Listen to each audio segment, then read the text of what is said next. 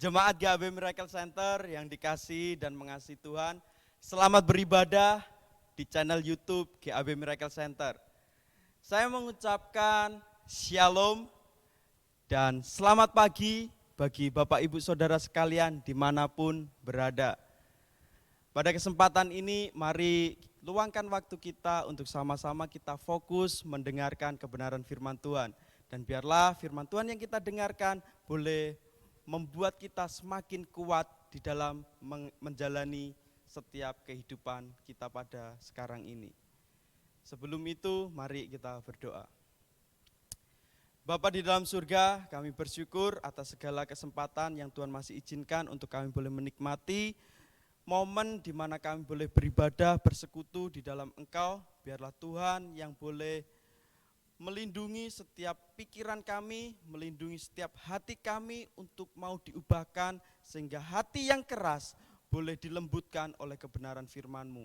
Dan biarlah setiap firman-Mu boleh termeterai dalam hidup kami.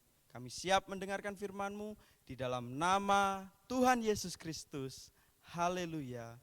Amin. Saya berterima kasih kepada Bapak Ibu Gembala beserta pemimpin-pemimpin yang ada yang boleh mengizinkan saya atau memberikan kesempatan kepada saya untuk menyampaikan kebenaran firman Tuhan pada pagi hari ini. Biarlah kebenaran firman Tuhan ini boleh memberkati setiap kehidupan kita.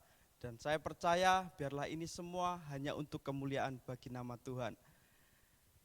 2 hari ke depan kita akan memperingati hari ulang tahun Republik Indonesia yang ke-76, yang dimana bangsa Indonesia mengambil suatu tema, yaitu Indonesia tangguh dan Indonesia tumbuh. Indonesia tangguh dan Indonesia tumbuh.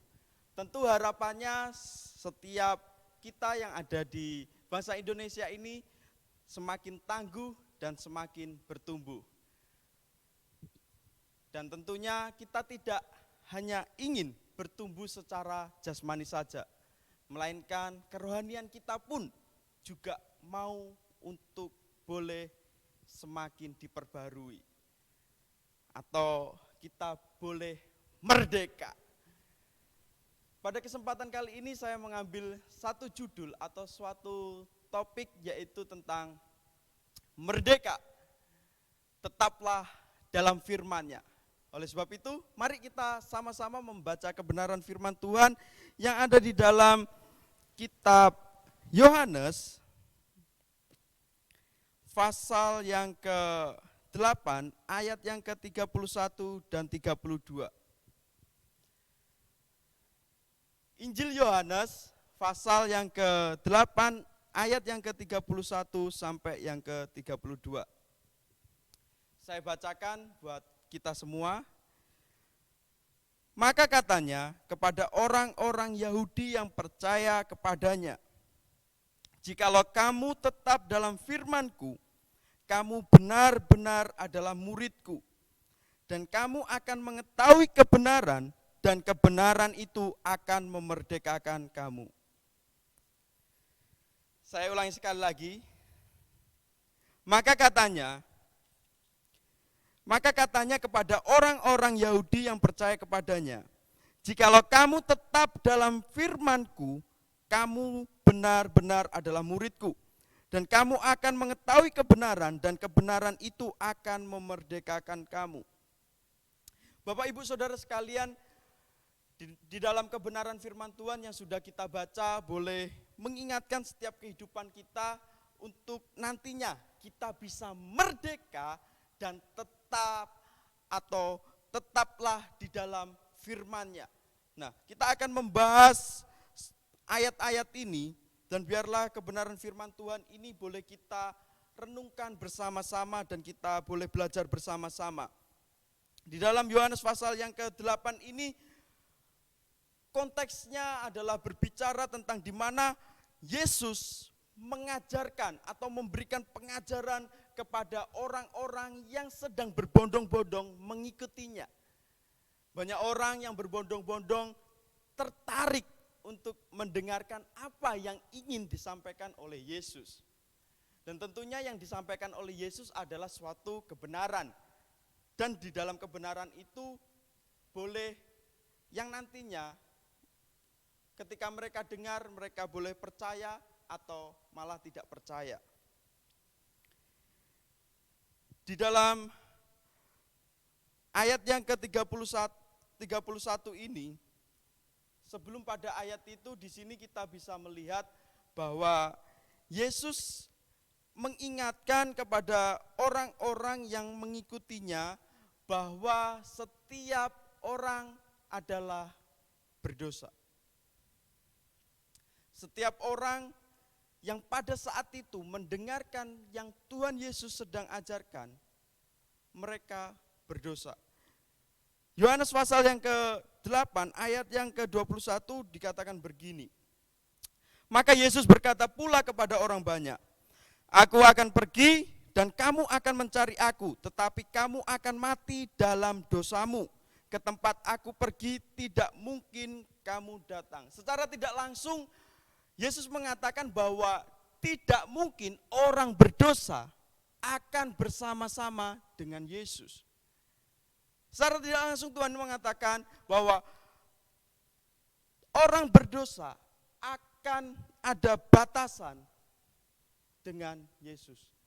Terpisah hubungannya dengan Yesus sehingga tidak akan bersama-sama dengan Yesus. Makanya Yesus mengatakan, Aku akan pergi dan kamu akan mencari aku, tetapi kamu akan mati dalam dosamu. Ini menunjukkan bahwa Yesus mengingatkan kepada mereka bahwa mereka tidak akan bersama dengan Yesus karena Yesus tidaklah berdosa. Sehingga setiap orang yang berdosa terputus hubungannya dengan Yesus. Tetapi orang Yahudi tidak mengetahui apa yang disampaikan oleh Yesus. Malah dikatakan seperti ini di ayat yang ke-22. Maka kata orang-orang Yahudi itu, apakah ia mau bunuh diri? Dan karena itu dikatakannya, ke tempat aku pergi tidak mungkin kamu datang. Di sampai titik ini mereka belum begitu memahami apa yang sedang Tuhan Yesus katakan. Nah, dalam setiap kehidupan kita, setiap kita adalah orang berdosa. Yang dimana keberdosaan kita membuat kita tidak mungkin bisa bersama dengan Yesus.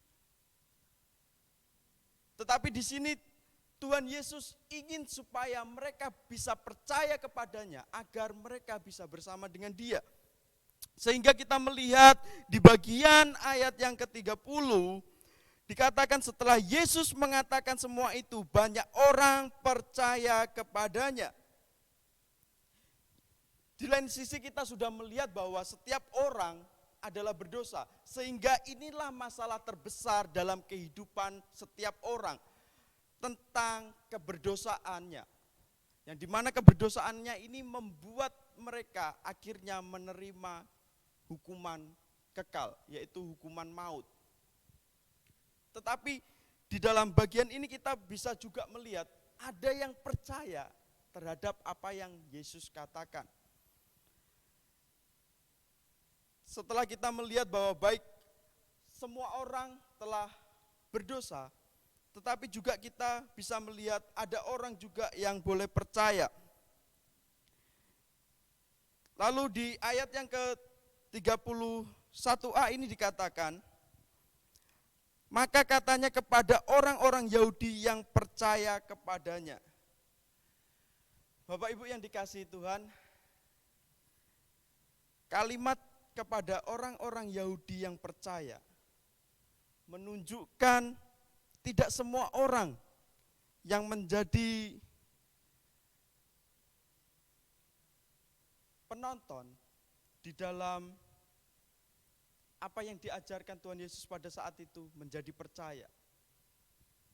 Sebab dikatakan kepada orang-orang Yahudi yang percaya kepadanya, berarti ada juga yang tidak percaya di saat Tuhan Yesus mengajarkan.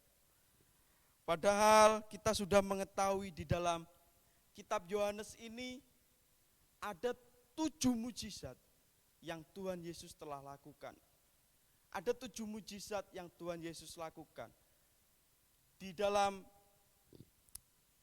titik ayat ini, Tuhan Yesus sudah melakukan 5 mujizat. Apa mujizat yang Tuhan Yesus sudah lakukan? Yang pertama, mengubah air menjadi anggur. Yang kedua, menyembuhkan orang pegawai istana. Ketiga, menyembuhkan orang lumpuh di kolam Bethesda.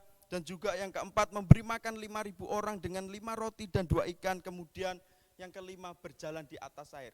Dari kelima mujizat yang ada, dari kelima mujizat yang Tuhan Yesus telah adakan, ternyata masih saja ada orang yang hanya sebagai penonton saja. Tidak semua orang yang pada saat itu berdoyong-doyong, berduyung-duyung untuk melihat Yesus, mendengar ajaran Yesus, tidak semua mereka menjadi percaya. Mereka hanya menjadi penonton saja. Perbedaan menjadi penonton dan pengikut itu sangat berbeda. Kalau kita melihat hari-hari ini, setiap gereja banyak yang mengadakan ibadah live streaming. Setiap gereja banyak mengadakan live streaming yang dimana jemaat yang ada di rumah karena kondisi yang masih ada pada saat ini yang mengharuskan mereka harus berada di rumah melihat YouTube, mengikuti ibadah lewat YouTube seperti sekarang yang kita lakukan. Tetapi persoalannya jangan sampai kita hanya menjadi penonton saja. Kita nyalakan HP kita, terus kita klik link yang sudah dibagikan menuju ke channel GAB Miracle Center yang hari ini Bapak Ibu Saudara tonton. Lalu Bapak Ibu Saudara hanya sekedar formalitas, hanya mengklik saja, kemudian melihat, oh ya, terus ya tinggal lalu saja. Hanya sebagai penonton. Bapak Ibu Saudara, kesempatan yang ada pada saat ini membuat kita banyak tantangan. Tetapi jangan sampai kita hanya sebagai penonton dalam ibadah. Kita jemaat, kita pengikut Kristus yang dimana hari ini kalau Bapak Ibu Saudara menyaksikan atau mengikuti ibadah sekarang ini, mari kita menaruh pikiran kita, hati kita untuk ada di dalam kebenaran firman Tuhan. Sehingga itulah yang mengubah kehidupan kita. Mereka hanya sebagai penonton atau bahkan juga ada yang mencari-cari momen untuk Yesus melakukan kesalahan. Tapi sayangnya tidak ada kesalahan yang didapat orang yang mengamati Yesus. Jangan sampai kita hanya sebagai penonton atau pengamat yang hanya duduk melihat tapi tidak terberkati atau tidak bertumbuh di dalam iman kita kepada Tuhan. Sehingga hal inilah yang membuat kita akhirnya merasa untuk yes, aku bukan hanya sekedar penonton tetapi aku menjadi pengikut. Mengapa kalau kita perhatikan, mengapa tetap dalam firman-Nya menjadi suatu bagian yang penting? Judul yang kita ambil adalah Merdeka tetap dalam firman-Nya. Nah, mengapa tetap dalam firman-Nya ini begitu penting? Saya pelajari mengapa tetap dalam firman-Nya ini begitu penting. Yang pertama adalah menjadi murid Kristus. Itu ada di dalam ayat yang ke-31 di bagian B. Jikalau kamu tetap dalam firman-Ku, kamu benar-benar adalah murid-Ku. Ungkapan metafora yang menunjukkan bagaimana orang percaya terikat kepada Yesus. Bisa diganti dengan datang kepada Yesus, menerima Dia, mengikutinya dan menerimanya. Datang kepada Dia, menerima Dia, mengikutinya dan mencintainya. Tetapi ketika mengikuti, mencintai, dan datang kepada Dia, itu tidak akan berarti ketika kita tidak tinggal di dalam Tuhan.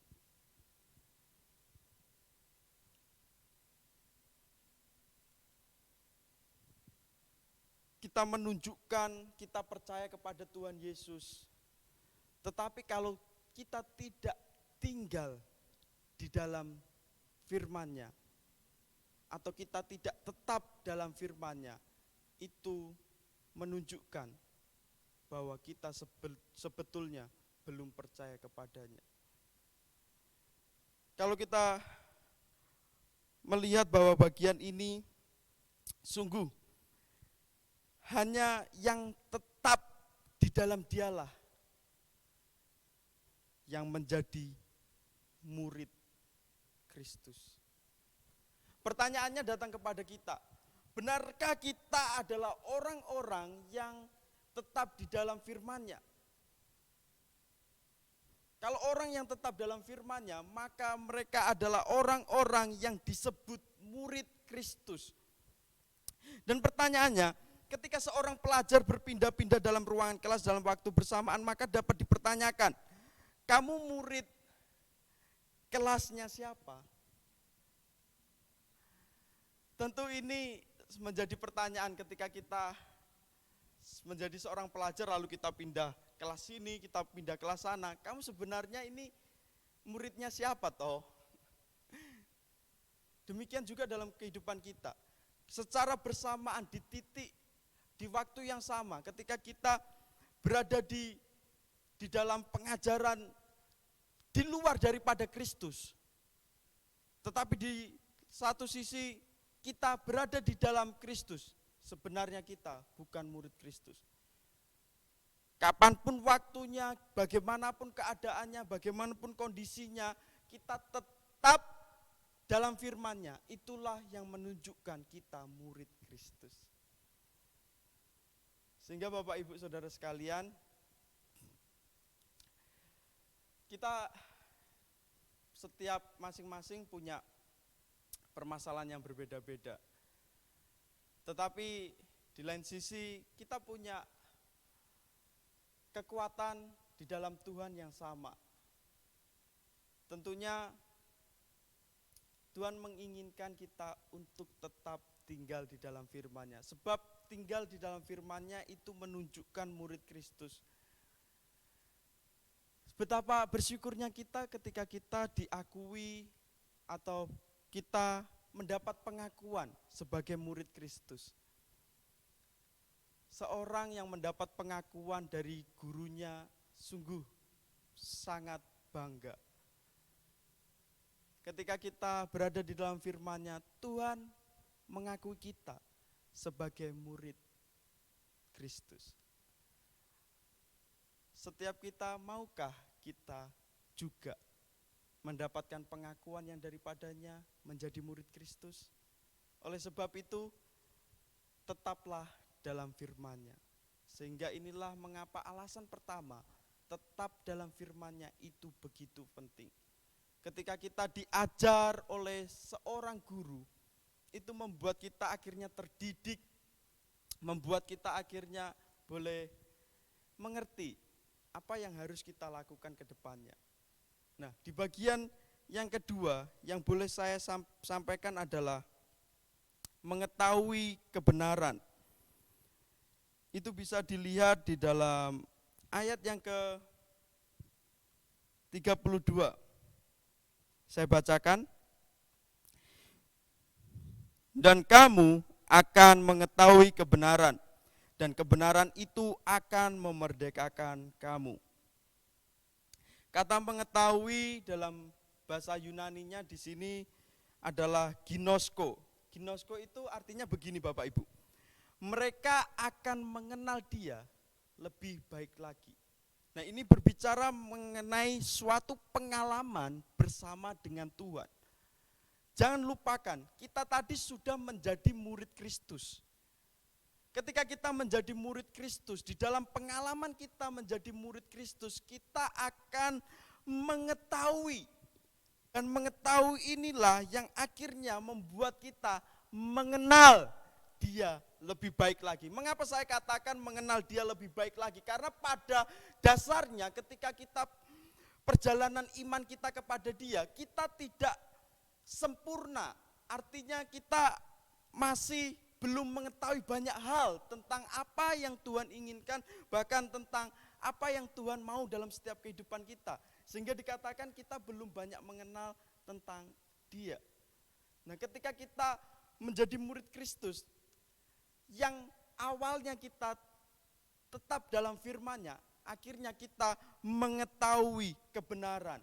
Saya contohkan, ini pengalaman saya secara pribadi di dalam perjalanan iman saya, yang dimana dulu saya berpikir bahwa ketika saya berdoa kepada Tuhan, Tuhan saya minta diberikan kesabaran.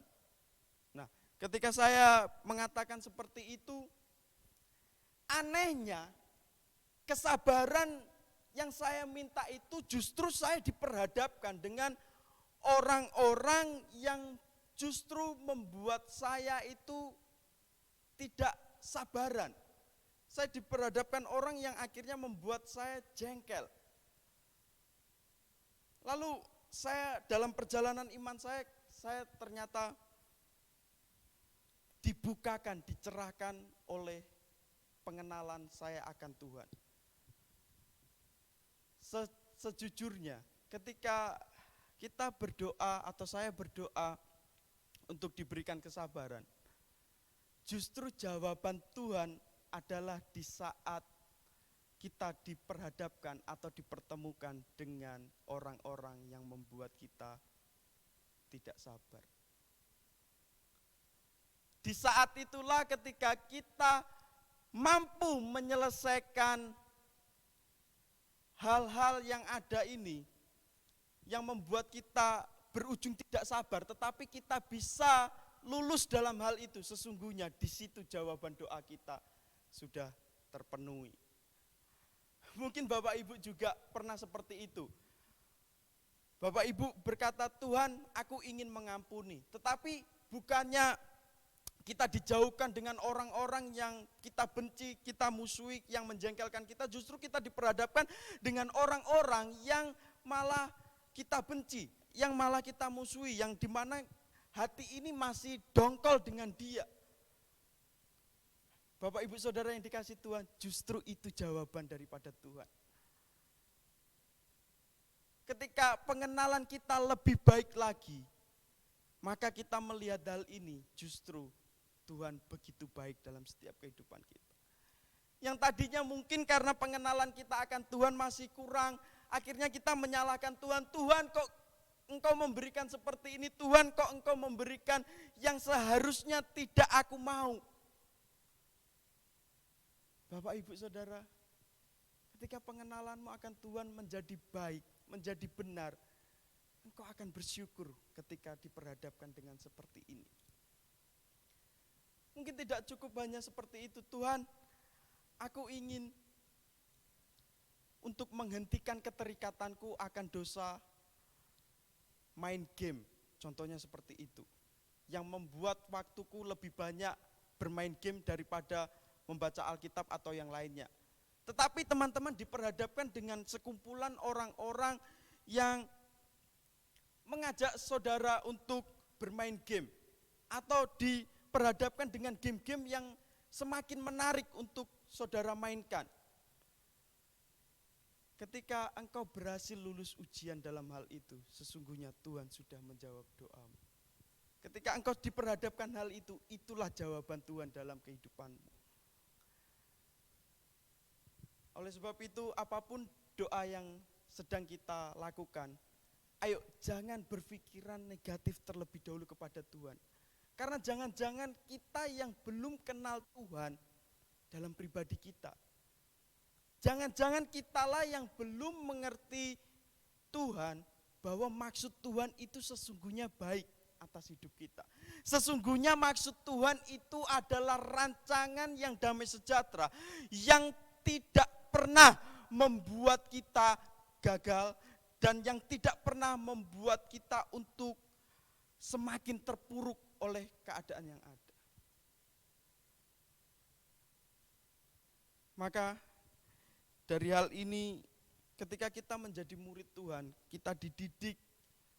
Akhirnya poin yang kedua, kita boleh mengetahui kebenaran. Ketika mengetahui ini didapat dari pengalaman kita bersama dengan Tuhan.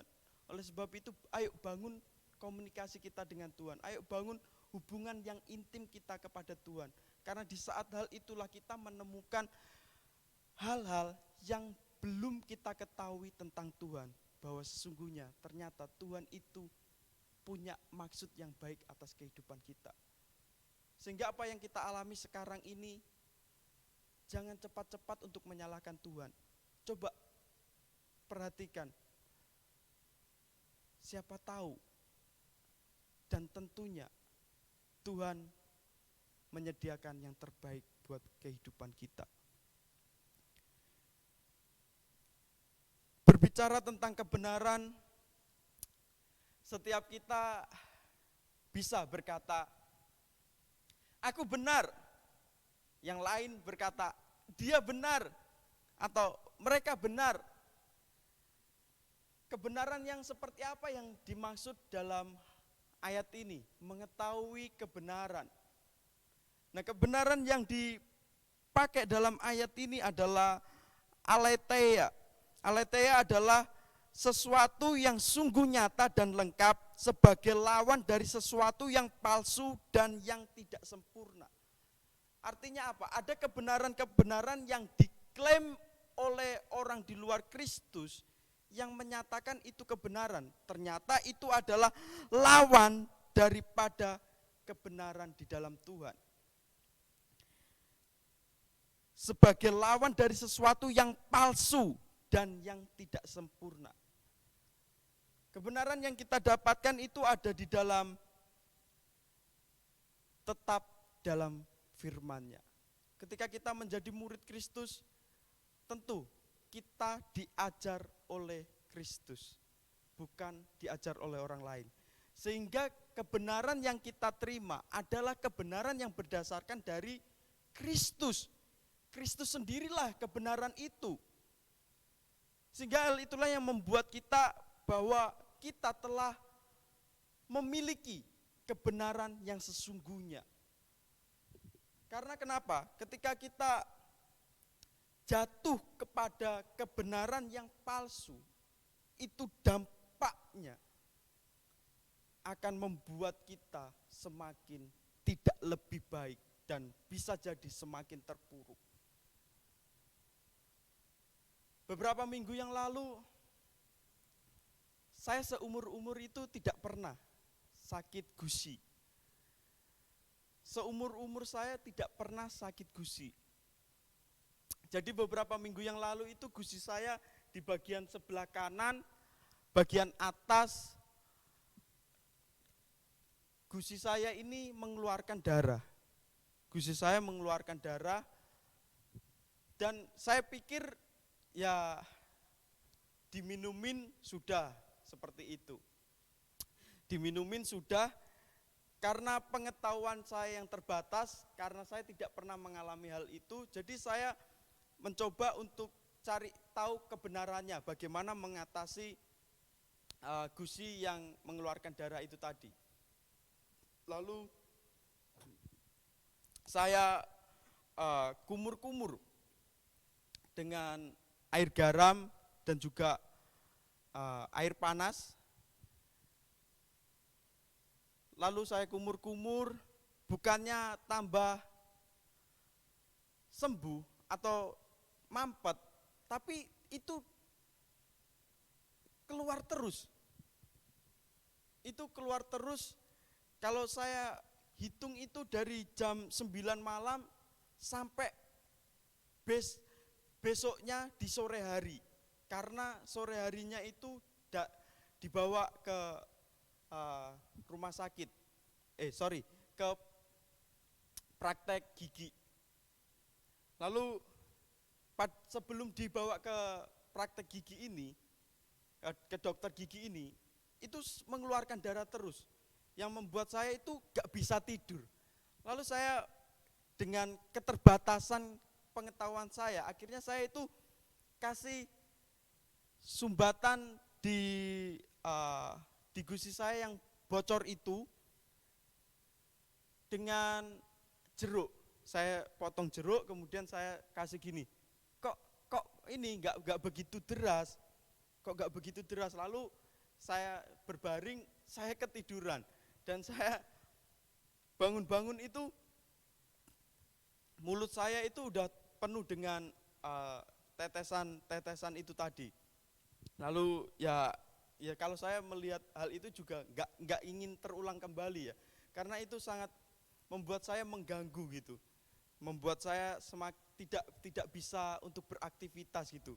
Bahkan saya keluarkan itu, wow, banyak sekali maaf kata darah yang keluar dari mulut saya ini sampai menggumpal gitu. Lalu saya berkomunikasi dengan Bapak Gembala, C. Yuli, terus beserta orang-orang yang ada di dalam kantor, bahkan saya kasih tahu keluarga saya.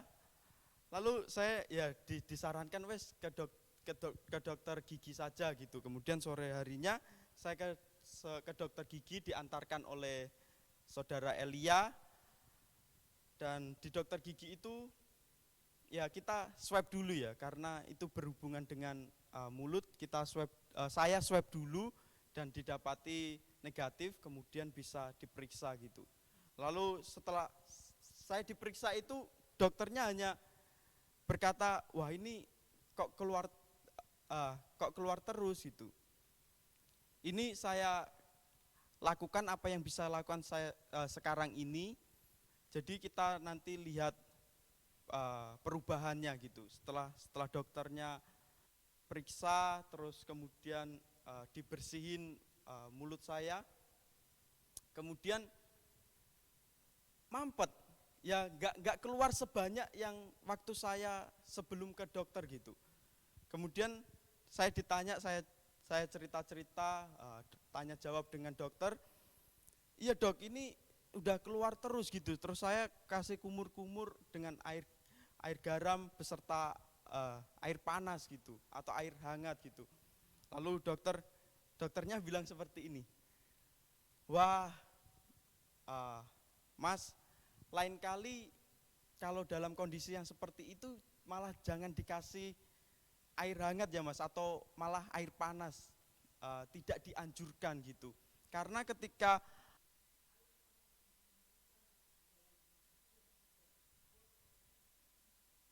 semakin membuat peredaran darah itu semakin lancar, sehingga tidak ada bendungan, malah semakin keluar terus. Justru yang harusnya itu bisa berhenti secara otomatis, tapi dengan seperti itu malah semakin keluar. Nah, dari situ saya mengetahui ketidaktahuan dalam menangani sesuatu membuat kita semakin terpuruk, semakin parah, dan semakin tidak bisa untuk segera pulih. Dari pengalaman saya ini, saya juga bisa menyaksikan hal ini, bahwa Tuhan memberikan suatu pengertian dalam kehidupan saya, bahwa kebenaran yang benar membuat kita semakin lebih baik lagi. Dalam menangani masalah dosa, tidak ada jalan keluar yang ditawarkan dengan benar kecuali di dalam Yesus Kristus. Ketika kebenaran ini kita pegang, maka hal itulah yang menjadi jawaban atas persoalan kita, bukan yang lain. Oleh sebab itu, ayo setiap kita jangan untuk tidak membaca kebenaran firman Tuhan, untuk kita tidak mau bertumbuh di dalam Tuhan, sebab ketidaktahuan kita akan Tuhan membuat kita itu salah kaprah dalam menghadapi semuanya. Jangan sampai seperti saya tadi ketika saya tidak tahu solusi daripada masalah saya, kemudian saya salah mengambil solusi dan menyebabkan semakin parah. Tuhan sudah mengingatkan dalam kehidupan kita bahwa jawaban dari permasalahan atas kehidupan orang yang berdosa adalah kebenaran di dalam Tuhan Yesus Kristus, bukan kebenaran yang lainnya. Itulah yang membuat kita akhirnya hari ini boleh mengerti bahwa juga dikatakan di dalam perjanjian lama, umatku binasa karena ketidaktahuannya. Maka pada kesempatan yang indah ini, mari jangan sampai kita binasa oleh karena kita tidak mengerti apa yang Tuhan mau dalam setiap kehidupan kita. Kalau hari ini kebenaran firman Tuhan sudah disampaikan, biarlah itu membuat pikiran kita terbuka, hati kita terbuka untuk tetap dalam firman-Nya. Sebab dikatakan di ayat berikutnya atau di dalam ayat yang sama di kalimat berikutnya, dan kebenaran itu akan memerdekakan kamu. Artinya apa? Ketika kita sudah menjadi murid Kristus, kita sudah mengetahui kebenaran, ternyata itulah yang membuat kita merdeka. Merdeka dari perbudakan kita akan dosa. Merdeka akan setiap kehidupan kita yang akan binasa. Kita menjadi senang. Kita menjadi bersyukur, kita menjadi bangga. Tuhan begitu baik dalam setiap kehidupan kita. Biarlah kebenaran itu yang menuntun kita di dalam kemerdekaan itu. Mungkin ada yang berkata, aku udah jadi orang Kristen kok. Mungkin ada yang berkata, aku sudah belajar firman Tuhan lama kok. Tapi Bapak Ibu, sudahkah engkau tetap dalam firman-Nya? Sebab ketika kita tetap dalam firman-Nya, kita menjadi murid Kristus. Kita mengetahui kebenaran yang akhirnya membuat kita merdeka. Kemerdekaan itulah yang harusnya nampak dalam kehidupan kita. Kita tidak lagi terikat oleh hal-hal yang Tuhan sedang benci. Bahkan kita tidak melakukan hal-hal yang itu menyakitkan hati Tuhan. Karena kita sudah punya kemerdekaan itu, kita menang akan hal itu.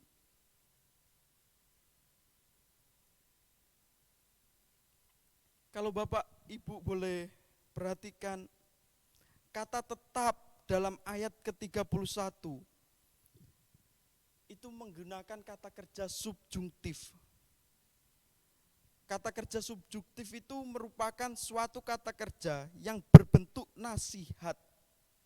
Suatu kata kerja yang berbentuk nasihat. Tuhan menasihatkan kepada mereka untuk tetap dalam firman-Nya.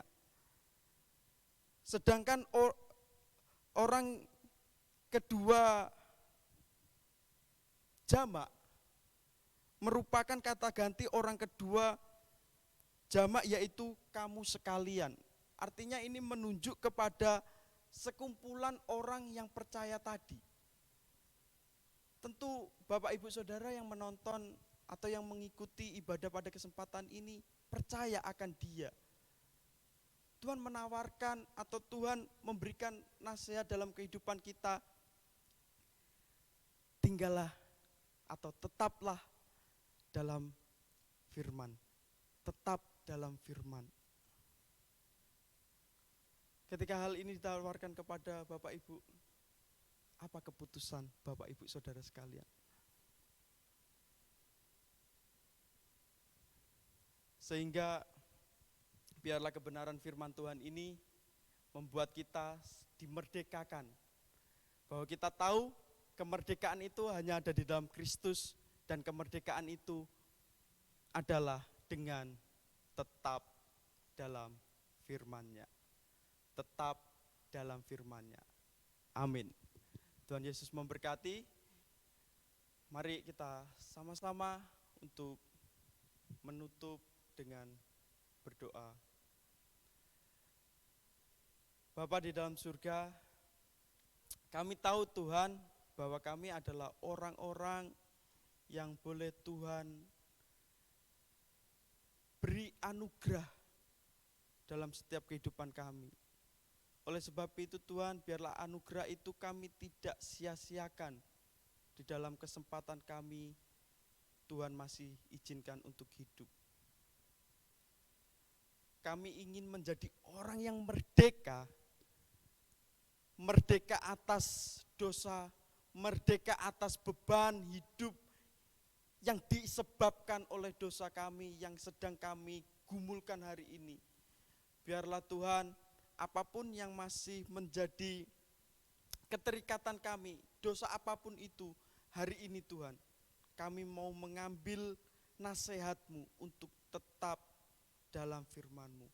Hanya orang yang tetap dalam firman-Mu adalah orang yang benar-benar menjadi murid Kristus dan mengetahui kebenaran yang sejati. Terpujilah nama-Mu Tuhan, berkati setiap kehidupan kami, meteraikan kebenaran firman-Mu untuk kami boleh tetap bertumbuh di dalam pengenalan kami akan Engkau. Pengalaman kami, apapun itu, biarlah itu menjadi pengalaman yang membuat kami mengenal Engkau jauh lebih baik lagi daripada sebelumnya. Tuhan juga memberkati gereja kami, GAB Miracle Center yang Tuhan kasih. Biarlah Tuhan di dalam setiap kebutuhan-kebutuhan yang ada, biarlah Tuhan cukupkan, dan setiap program-program yang ada kiranya Tuhan menyertai, sehingga Tuhanlah yang turut campur tangan atas segala perencanaan-perencanaan yang boleh kami buat dan kami lakukan. Tuhan memberkati Bapak Ibu Gembala yang ada, biarlah Tuhan hikmat marifat yang daripada Engkau turun atas kehidupannya, boleh membawa kami untuk semakin lebih dekat lagi dengan Engkau. Kau memberkati juga para pemimpin-pemimpin yang ada, para full timer yang ada, bahkan para jemaat-Mu dimanapun berada. Biarlah penyertaan yang daripada Tuhan yang tidak pernah ada habis-habisnya, mulai dari dulu, sekarang, hingga daripada sampai selama-lamanya, membuat kami damai sejahtera. Terpujilah nama-Mu, kami sudah mendengarkan kebenaran firman-Mu di dalam nama Tuhan Yesus Kristus. Kami siap untuk melakukannya. Haleluya. Amin. Tuhan Yesus memberkati. Shalom. Merdeka.